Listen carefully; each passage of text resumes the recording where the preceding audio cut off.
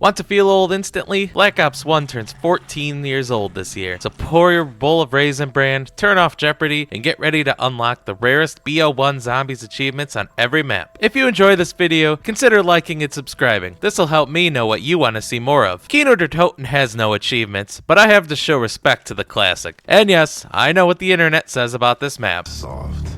Overrated. Pretty boy.